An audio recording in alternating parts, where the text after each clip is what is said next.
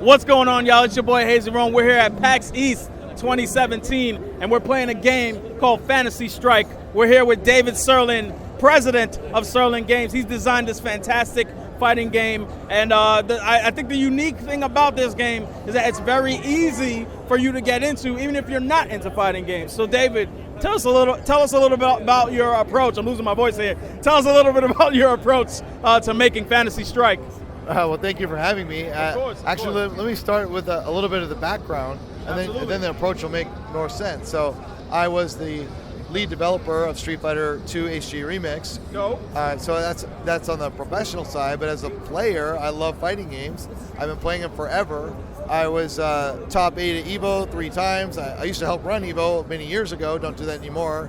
But I represented Street Fighter Team USA at Super Battle Opera in Japan. So yeah, I'm hardcore. So what you're telling me is that you're a beast. Yeah, I'm no Daigo. I've played Daigo many times, and you know, he wins, but I'm not too shabby.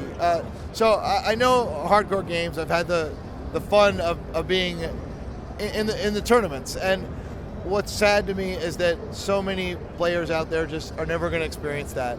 And so what I wanted to do, which I started to do with card games actually, is take some of the fun from fighting games and deliver that in a way that everybody can use. So everybody can enjoy. So I started with Yomi, which is a card game with these same characters that are in this fighting game, Fantasy Strike. Okay. And it was to try, that card game was trying to capture the kind of dynamics and moments that you experience in a fighting game. So even if you have no dexterity, you can enjoy that. Sure. So now, I mean, I have no dexterity in fighting games, and I was able to play and beat my brother-in-law, who's really good at fighting games. nice. So that's Yomi. That's a card game, but I didn't feel like my mission was really finished, because even if I succeeded there, I mean it's a popular game. People like Yomi a lot. It's not an actual fighting game, okay? Right. But by making it turn-based, you can capture some elements, but not others. Absolutely. So I wanted to go back to real fighting games, real-time games, and strip out everything that I thought didn't absolutely have to be there. And I want to keep the essence of fighting games, which is spacing and positioning and zoning and footsies and baiting the opponent to do something, reacting to them or predicting and reading. That's what Yomi means, is to read them.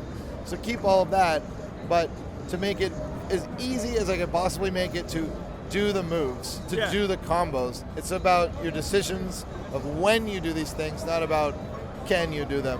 So I've tried to design this game from top to bottom, everything about it, to help new players understand what's going on and allow them to do it. So part of that is that there's no quarter circle motions or dragon punch motions. Everything is a single button press, and you can't just naively do that. If you took, like, let's say Street Fighter 5 and it just did nothing but change all the special moves to a single button press, it wouldn't really work, because you would just dragon punch everybody. Exactly. You would just be spamming the same things, and you'd be doing the 3-year-old's victory or strategy to winning, which is what I did against my bigger siblings all the time when we played fighting games.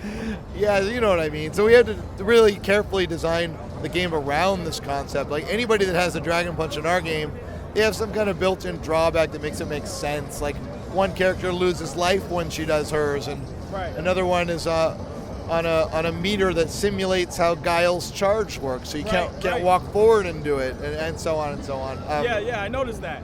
Okay, so one thing we've done is to make the inputs to do the move simple, but it's not enough. If you just did that, you still haven't made it accessible enough, in my opinion. So we have an 8-frame buffer on everything in the game. What that means is, whenever you do a move, it's actually secretly repeating it for 8/60th of a second. It makes combos much easier to do, or situations like you're knocked down and you get up and you want to do a reversal right when you get up, you can just kind of casually tap the button. You'll always get that reversal. Because again, it's about should you do it or not, rather than a dexterity test of can you do it. And yet another example is the health bars. So we've done something very unusual where the health bars are segmented into hit points. Most characters have 6 hit points. And the point of that is just so that you immediately understand how much damage does my combo do? Like, it's 3 hits, it's 3 damage. I know if it's going to kill or not.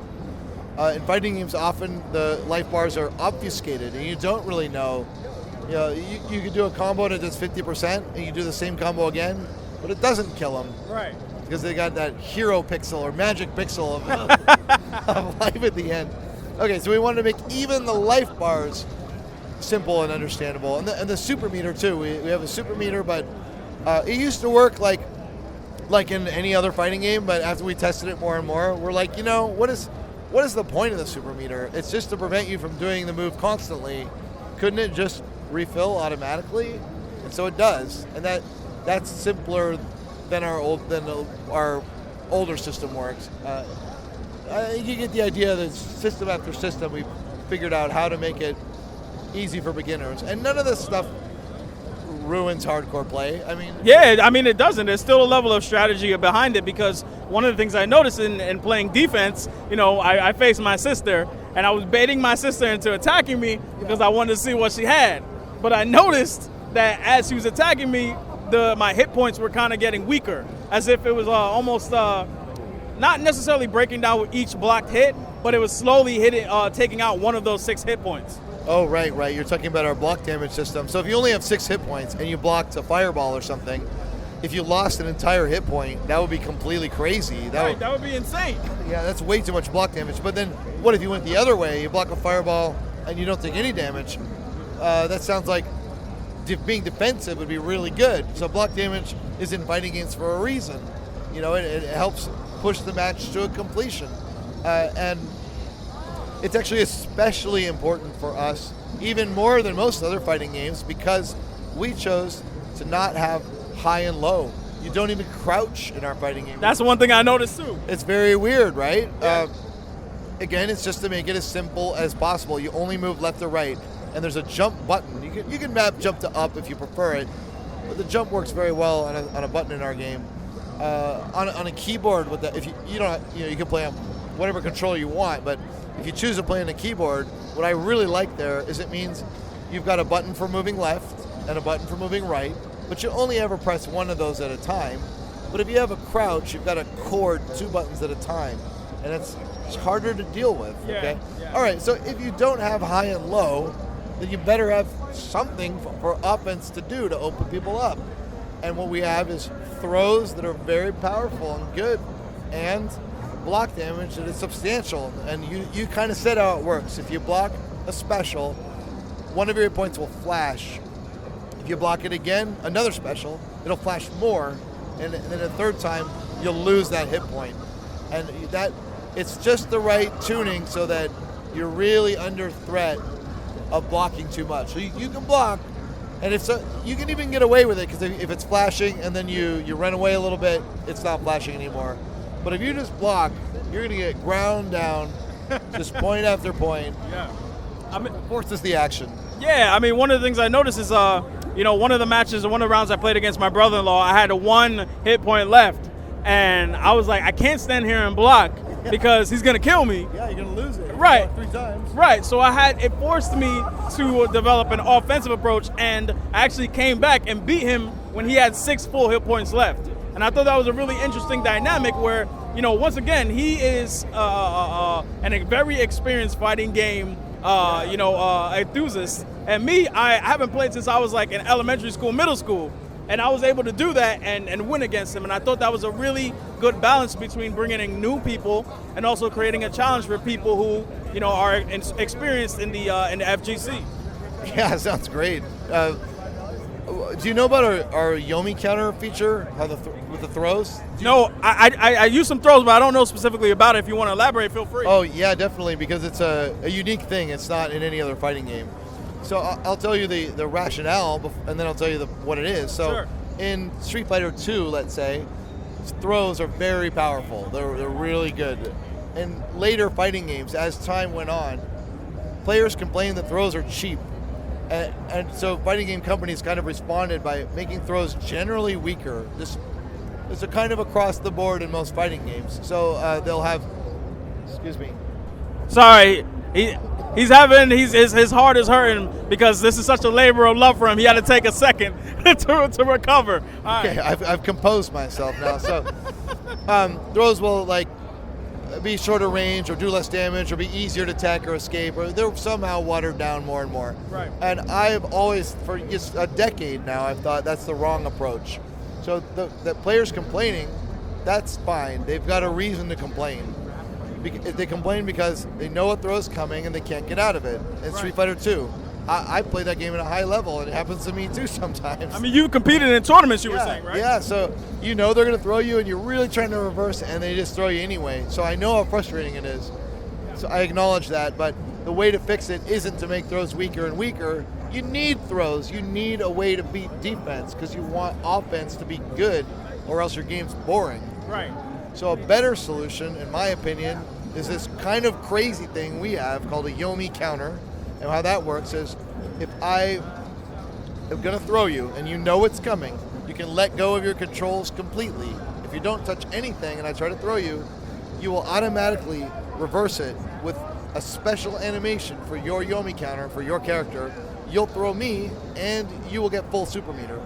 Oh, wow. So it's a risky call out because you're vulnerable to any attack, but not a throw.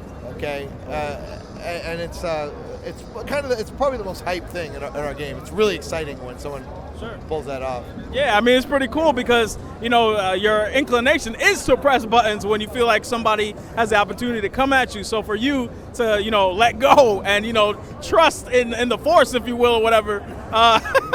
It's a thing that not many people are used to, especially if you play a lot of fighting games. Yeah, people are not used to it. What's funny is one of my friends we tested a lot. I'm a better player than him, so I win more. But I have to admit, he Yomi counters me just constantly, partly because he knows how I play, but it's really more that I've got 20 years of wiring about when to throw people in a 2D fighting game, and I can't help myself. Like he empty jumps and lands right next to me. My muscles throw before I even think about it, But he's setting me up, and he jumps in, does nothing, and Yomi counters me. Gotcha. It's very exciting. So I got one question for you right now. If I'm a member of the FGC, of the fighting game community, and I'm thinking about this game, and I'm saying, oh, this is a little too easy for me, this is a little too different for me, what are you going to tell them to say, hey, this is a game for you? This is a game that could be on the stage on EVO if you guys give this a chance. What would you say to that? Well, that's a great question. Okay, so I'll give you two kinds of way different answers. So one of them is that what I've learned from running booths, we're here at PAX East right now, and we've also shown the game at PAX South and at PlayStation Experience. So that's 3 shows, and we found something very consistent. So new players or people that kind of played fighting games a long time ago and gave up, like me. Yeah. They instantly love us. Okay, but then hardcore fighting game players, some of them also instantly love us, and some of them are very skeptical, saying exactly what you were kind of implying. Like maybe if it's easy to learn the basics, that there's nothing to it. And what we found is that they want to be beaten really bad, like because if they play me or our other developers and just go 50-50 with us, it'll all feel like a shallow coin flippy game. So what happens consistently is they express how they're skeptical there's anything to it, and then we crush them. We just absolutely destroy them like nothing, and they're ecstatic. They get excited. Yeah. It's what they want. And we did this over and over and over. It's a pattern that happened every time, but there's one that really stood out to me, and it was DM Brandon. I don't know if you've heard of him, but he's like a big caster in Smite. Yeah, I've heard of him. And he does For Honor now.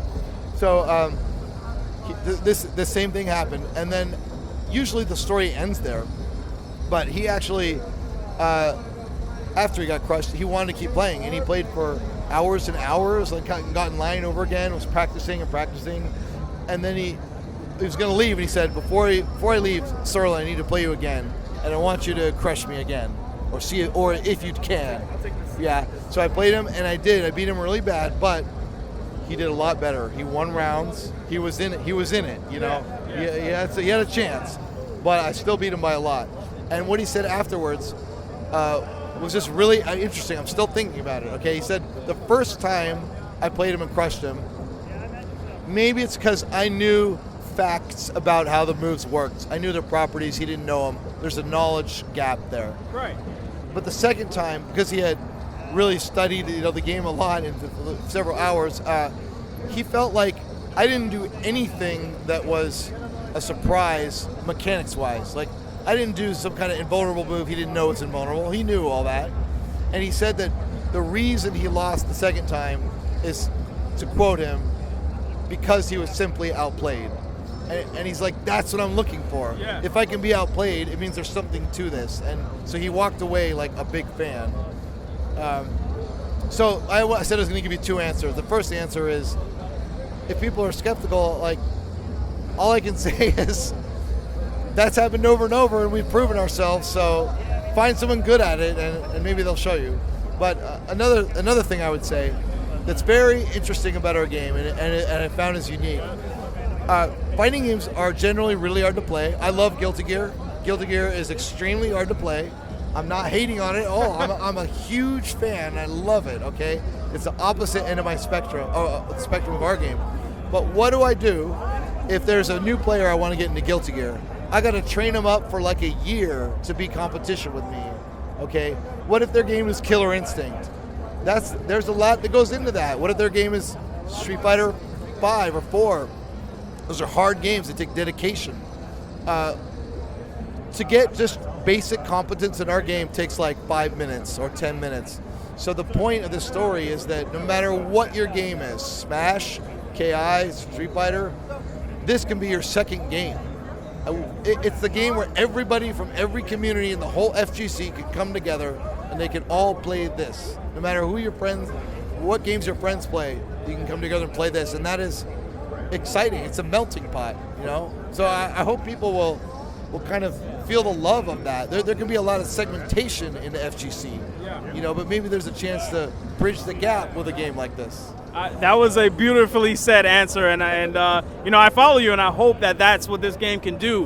One last thing, I just want you to tell us where we can find this game, where we can support this game, where we can maybe play this game and try it out for ourselves. I know that you need some funding for this game, and I talked to you about that extensively because I understand how hard it is to make it. So, tell me where we can help you, how we can help you put this game out for the people.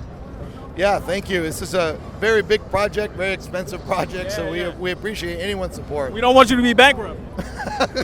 Save me. All right. So here I'll give you the roadmap of where we're at. So right now, today, we're on Patreon, where we're crowdfunding. People can go to patreon.com/Sirlin, which is my last name. And on that site, anyone that supports us, even for just $5 a month, can immediately get the build of Fantasy Strike that we're showing at this show for Mac and PC. Okay, that every month we do updates with new characters, new features and modes, whatever. We polish it up. You get to see the journey. You can give us feedback. People give us feedback all the time, and we take it very seriously what we hear on Patreon. So that's going to go. That process, that development process, is going to go on for months, and people are supporting us all along the way. And then in maybe 6 to 8 months from now, we'll be on Steam Early Access. And that's going to be a huge milestone for us. Anybody that supports us on Patreon, they'll just get the Steam for free, okay? And then when we're on Steam Early Access, it's what we show there, I feel is going to be really polished, but not all the components will be there.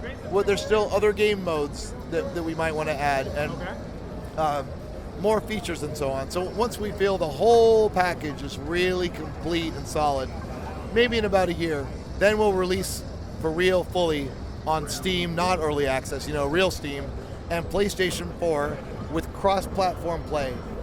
And we might be on Nintendo Switch, but I'm going to commit to the Steam and PS4 for now. What's the price point you're looking at? We're still working through that. Something reasonable, something that will make everyone happy. But I don't know exactly yet. I just want to say one more thing. As I've been talking about this game, there's been a crowd of people that have come and assembled around the game. So I'm going to ask you guys a question right now. Are you guys liking Fantasy Strike? And if you are, I want you to say yeah yay, as loud as possible. Go ahead, do it again. Listen to that, everybody. Fantasy Strike, PAX East 2017. Show some love to this game. Show some support to this game. A lot of people are here, and they're playing this game and enjoying it, guys. This is HazyRome. I'm getting on out of here. Get coins or die trying. I'll see you guys later. Peace.